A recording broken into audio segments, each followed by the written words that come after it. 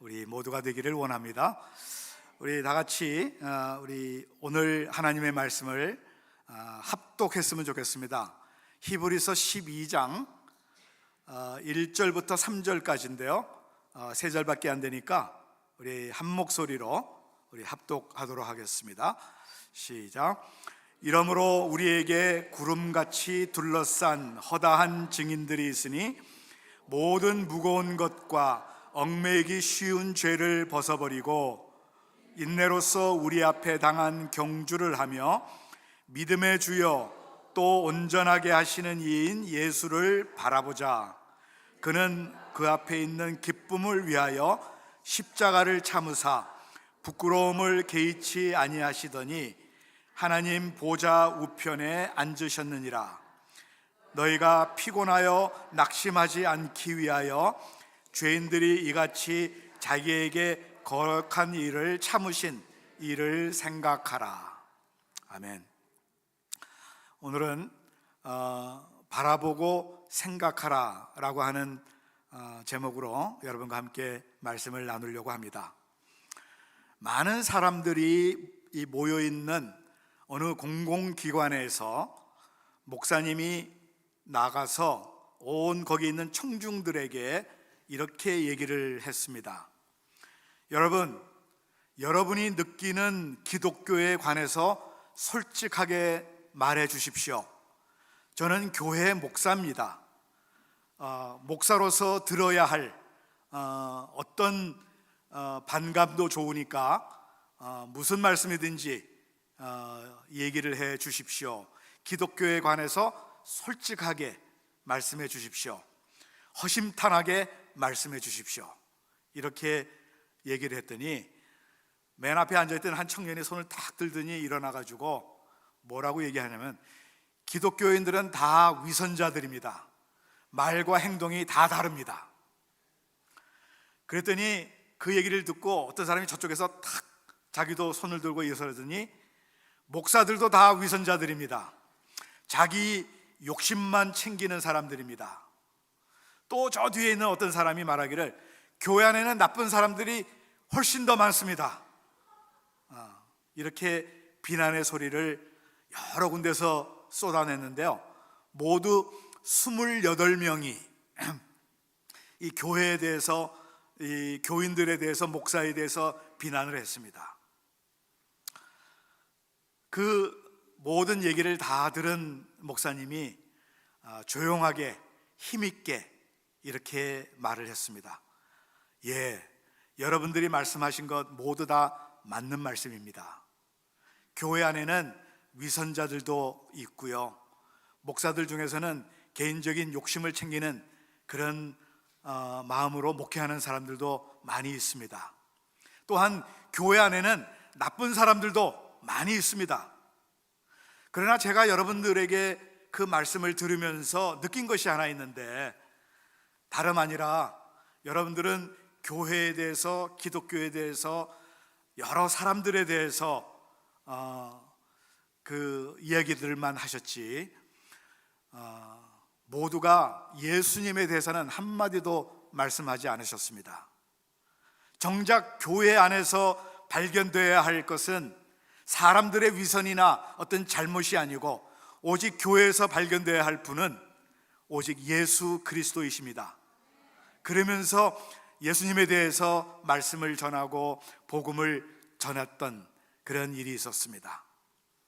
그렇습니다. 오늘 우리는 예수 그리스도만 바라보고 예수 그리스도만 생각하며 살아야 하는 사람들인데, 교회에 나오면서 이상하게 다른 것들을 바라보고 다른 것들을 생각하는 사람들이 많이 있다는 것입니다.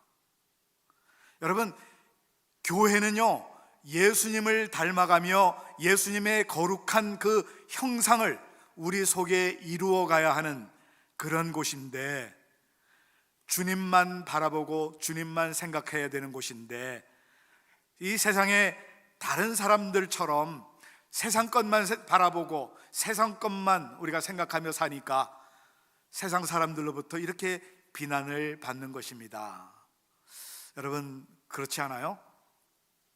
오늘 우리 모두는 정말 우리 주님만 바라보고 주님만 생각하며 살아가는 저와 여러분 될 수 있기를 바랍니다. 요즘 이 성형수술 방법과 기술이 얼마나 발달했는지 이 얼굴은 물론이고 이 몸 전체를 이 수술을 하면서 이 교정한다고 하는데 이것이 가능하다고 그래요. 요즘 특별히 이 한국의 이 성형수술 기술은 온 세계가 놀라는 그런 정도인데요. 그래서 미국이나 중국이나 온 유럽에서 이 한국에 성형수술을 하러 오는 사람들이 그렇게 많이 있다는 것입니다. 근데 문제는 성형수술하고 나갔을 때가 문제예요. 이 출국하는데 문제가 생기고요, 자기 나라에 입국하는데 문제가 생긴다는 것입니다. 왜냐하면 그 사진과 너무 다르기 때문에 이게 다른 사람 이 여권을 가지고 오지 않았느냐 이렇게 비교한다는 것이죠. 여러분, 이 사람의 외모는 수술로 이렇게도 만들고 저렇게도 교정할 수는 있지만은 그러나 우리의 내면, 특별히 우리 inner being, 이것은 어떤 수술로도 교정할 수가 없는 것입니다. 우리의 속사람, 우리의 인격과 신앙과 성품은 오직 예수 그리스도만으로 우리가 바꿔질 수가 있는데, 그렇기 때문에 우리는 예수 그리스도만 바라보며 그를 생각할 때에 여러분, 오늘 우리들은 주님의 모습을 닮아가며 우리의 삶이 변화가 될 줄로 믿습니다. 그래서 오늘 저는 이 본문 말씀을 함께 묵상하면서 우리 모두 다 이 세상에 헛되고 분주한 생각은 이 시간 다 내려놓으시길 바랍니다. 그리고 이 시간 예수 그리스도를 바라보시고 우리 주님만 생각하는 귀한 시간이 되기를 주의 이름으로 축원드립니다. 자, 그렇다면은 오늘 우리는 주님의 어떤 모습을 바라보고 닮아야 하는지 우리 한번 생각해 보아야 되는데요. 우리의 주님의 모든 삶을 다 본받아야 하지만은 특별히 오늘 본문에 나오는 말씀 중에서 이 두 가지로 우리 주님의 모습을 본받아야 되겠다, 이렇게 생각을 하며 말씀을 함께 보도록 하겠습니다. 첫 번째는 예수님을 바라본다라고 하는 것, 그것은 무슨 뜻이냐면요, 우리 주님께서 죄를 가까이 하지 않으셨어요. 그것을 우리가 본받아야 한다는 것입니다. 죄를 가까이 하지 않는 그 주님의 모습을 본받는 것이 주님을 바라보는 거예요. 여러분, 본래 히브리서는요, 유대인들에게 예수님이 어떤 분이신지를 설명하기 위하여서 쓴 책입니다. 그래서 유대인들이 가장 존경하고 사랑하고 귀하게 여기는 지도자가 있는데 그분이 바로 선지자 아니면 제사장입니다. 바로 그 선지자들과 제사장을 예수님과 비교하면서 바로 예수님이야말로 어느 누구와도 비교할 수 없는 귀한 분이라고 하는 이 사실을 설명하고 있는 책이 히브리서입니다. 특별히 한 가지 여러분 특징이 있는데요, 구약에 나오는 제사장들 그리고 선지자들은요, 아무리 훌륭하고 아무리 귀하고 존경받는다 할지라도 그들이 하나님 앞에 나아갈 때는 반드시 자기의 죄를 먼저 정결하게 하는 의식을 치러야 됩니다. 제사장들도 하나님 앞에 나아가기 위해서는 자기의 모든 죄를 다 씻어야 돼요. 그리고 하나님 앞에 나가야 되는 거예요. 왜냐하면 그들도 근본적으로 다 죄인들이기 때문에 그렇습니다. 그러나 우리가 믿는 예수 그리스도, 우리가 바라보는 그 예수 그리스도는 근본적으로 죄가 없으신 분이세요. 바로 이 사실을 이 히브리서 기자가 히브리서 4장 15절에 이렇게 말씀하고 있습니다. 우리 같이 한번 읽어보도록 하겠습니다. 우리에게 있는 대제사장은 우리의 연약함을 동정하지 못하실 이가 아니요 모든 일에 우리와 똑같이 시험을 받으신 이로되 죄는 없으시니라. 어떻게 예수님은 죄가 없으실까요? 인간의 몸에서 태어났는데 바로 성령으로 잉태되었기 때문에 예수님은 죄가 없으십니다. 하나님의 아들로 이 세상에 성령으로 잉태되어 오셨기 때문에 원래 근본적으로 예수님에게는 죄가 없으십니다. 바로 오늘 우리들은 이런 주님을 바라보며 살아가야 돼요. 우리가 이 세상을 살아갈 때에 죄 없이 살 수는 없습니다. 우리 모두는 다 죄를 범해요.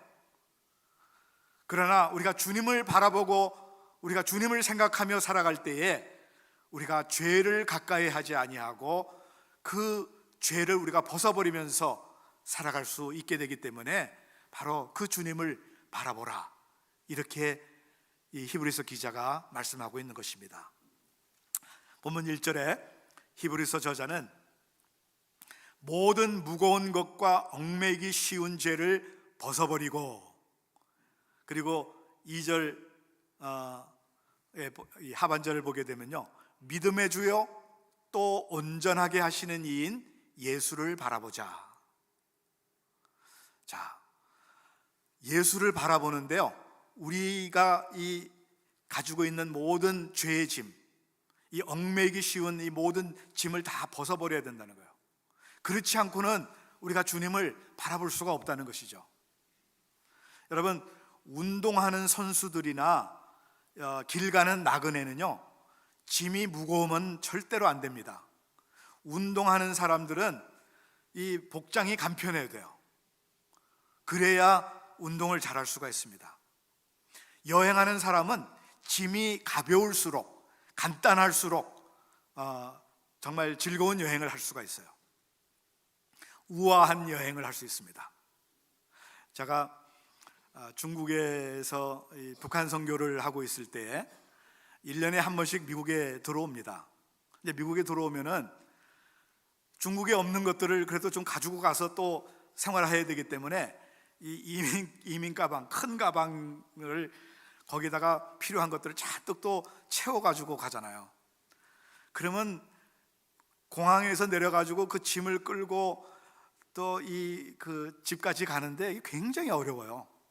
특별히 저희가 사는 그 동네에는 큰 공항이 없기 때문에 한 서너 시간 떨어진 곳에 있는 큰 공항에 가가지고 거기서 내려서 거기서 사람들을 또 찾아가지고 택시를 타고 몇 시간을 거쳐서 이제 집으로 돌아오는데요, 우리가 집사람하고 늘 생각하기를 우리는 언제 좀 우아하게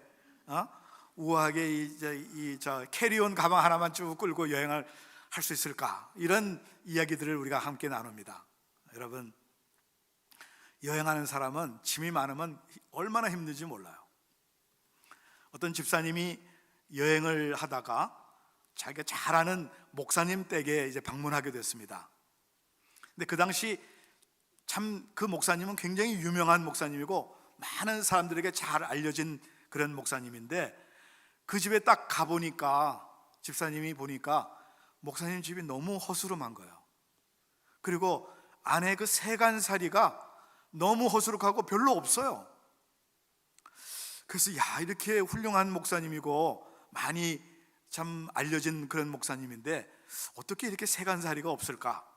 그러면서 그 집사님이 목사님에게 물었다는 거죠. 목사님, 그렇게 유명하신데 세간살이가 별로 없네요. 이게 어떻게 된 겁니까? 물었더니 그 목사님이 집사님에게 이렇게 말하다라는 거죠. 집사님, 어째서 세간살이도 없이 여행을 하고 계십니까? 어떻게 세간살이도 없이 여기 오셨습니까? 이렇게 묻더라는 거죠. 그거야 저는 지금 길 가는 나그네 아닙니까? 그때 목사님이 하는 얘기가, 집사님, 저도 인생길에 나그네일 뿐입니다. 그 많은 것이 필요하지 않습니다.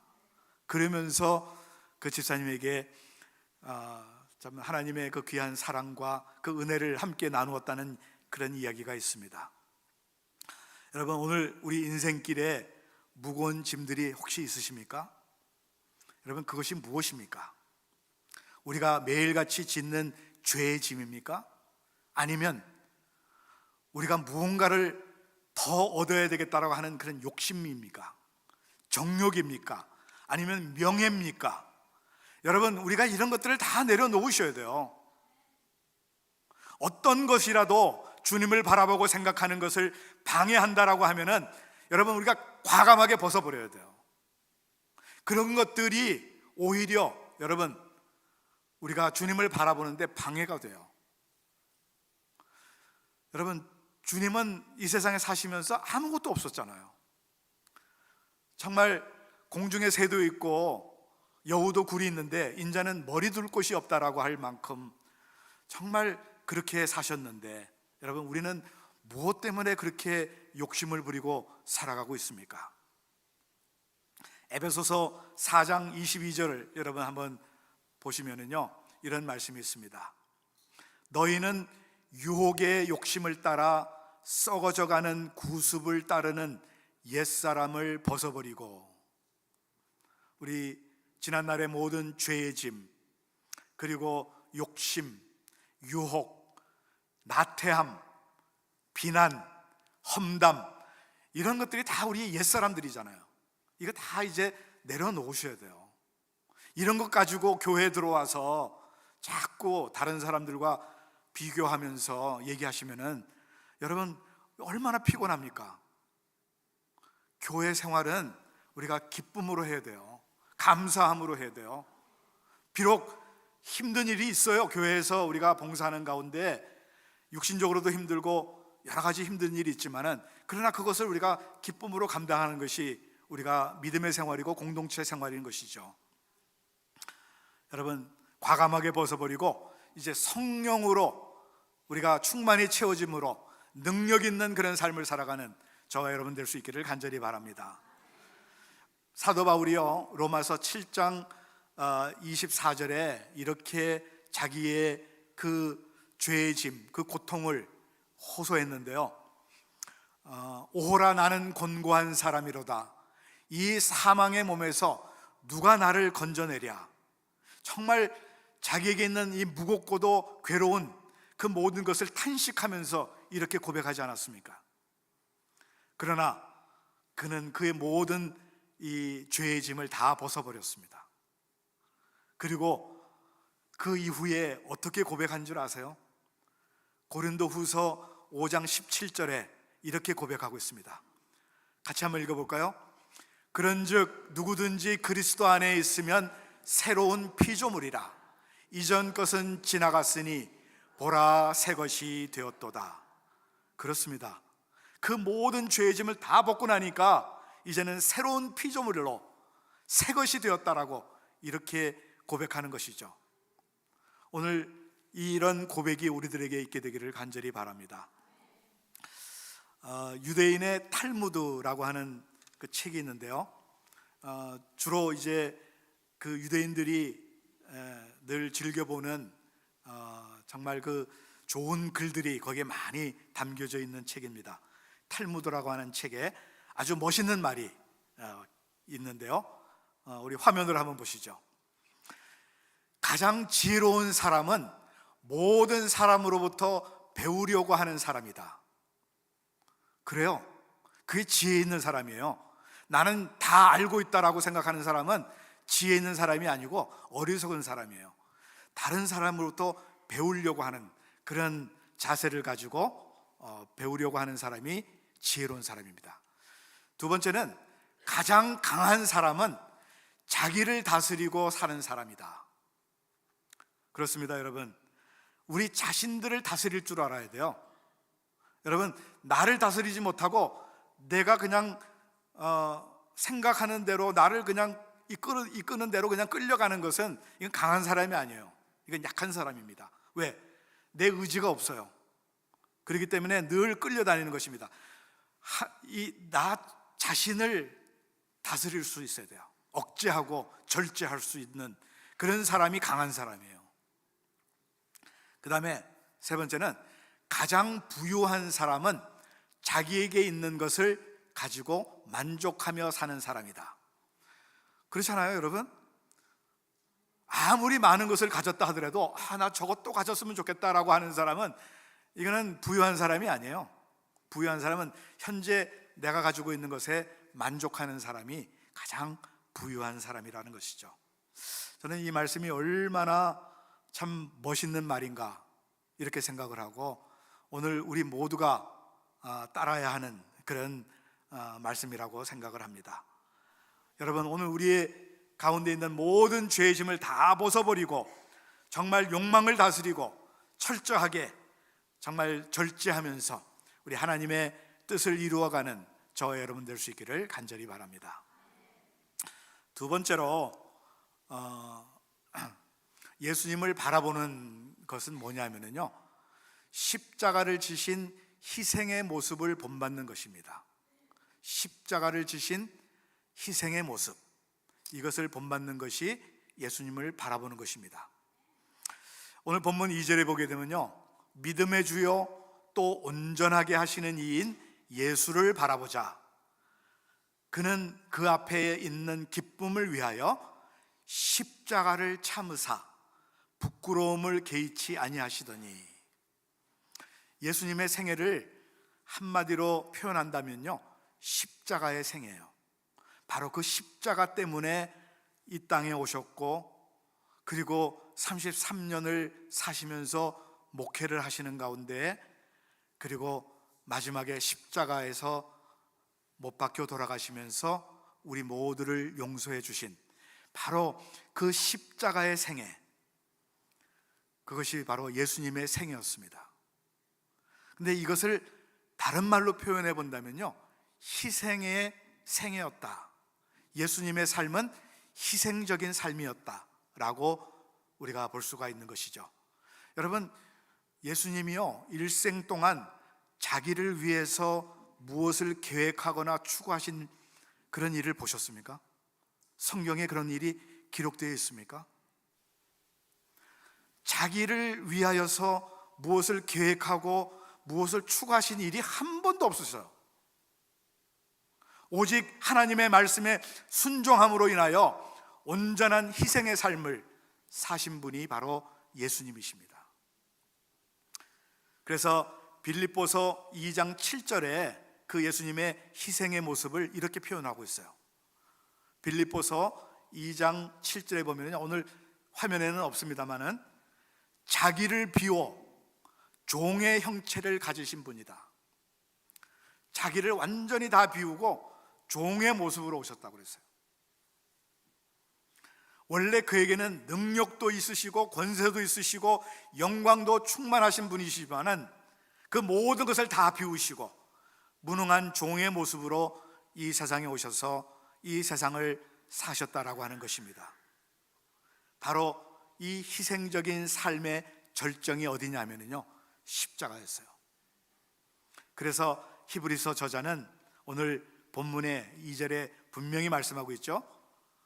예수님은 십자가를 참으셨다 그랬고요, 그 부끄러움을 개의치 아니하셨다라고 이렇게 말씀하고 있습니다.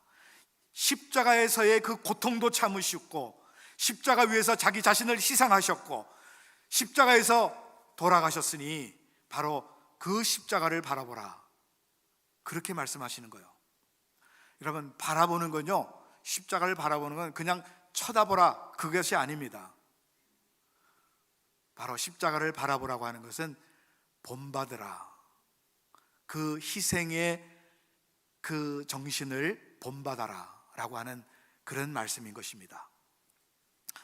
예수님께서 마태복음 16장 24절에 이렇게 말씀하셨죠.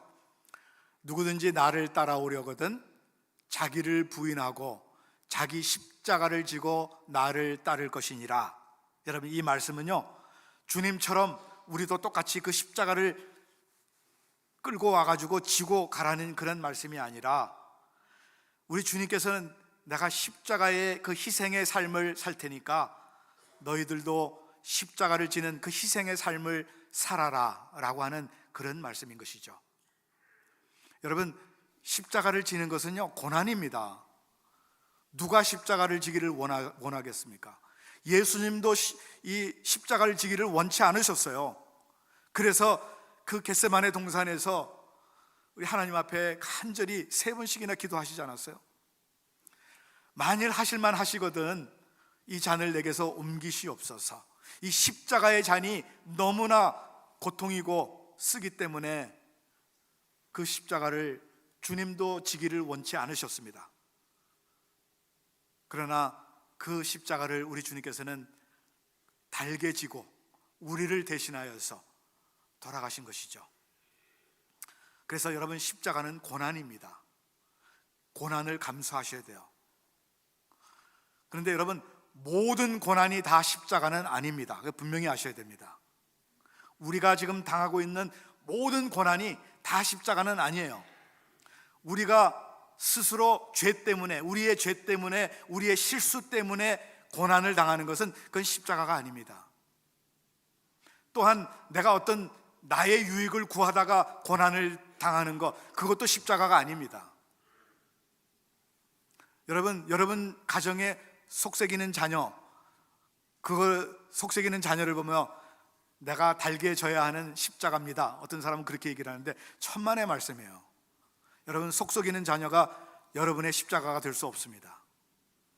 어떤 사람은 다른 사람하고의 관계 속에서 정말 갈등을 하고 내가 십자가 지지, 천만의 말씀이에요. 그거 십자가 아닙니다. 여러분, 십자가는 오직 예수 그리스도만을 위하다가 받는 그 고난이, 그것이 십자가예요. 그래서 여러분, 우리가 교회에서 일꾼이 된다라고 하는 것은, 예수님의 제자가 된다라고 하는 것은 내가 십자가의 희생을 각오하고 사는 것을 의미합니다. 우리가 교회에서 주님을 섬기고 또 여러 가지 봉사를 하다가 우리가 비난을 받을 때가 있어요. 이거는 주님을 위하다가 받는 고난입니다. 이건 십자가입니다. 야고보서 3장 1절과 2절, 거기 보게 되면요, 이런 말씀이 있죠. 내 형제들아, 너희는 선생된 우리가 더 큰 심판을 받을 줄 알고 선생이 많이 되지 말라. 우리가 다 실수가 많으니 만일 말에 실수가 없는 자라면 곧 온전한 사람이라 능히 온몸에 굴레 씌우리라.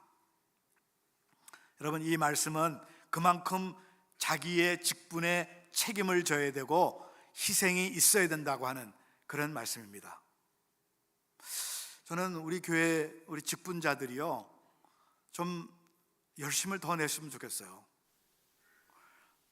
이제 저는 한 주 후면은 떠나가지만은, 그러나 제가 여러분들에게 간곡히 부탁하는 것이 있습니다.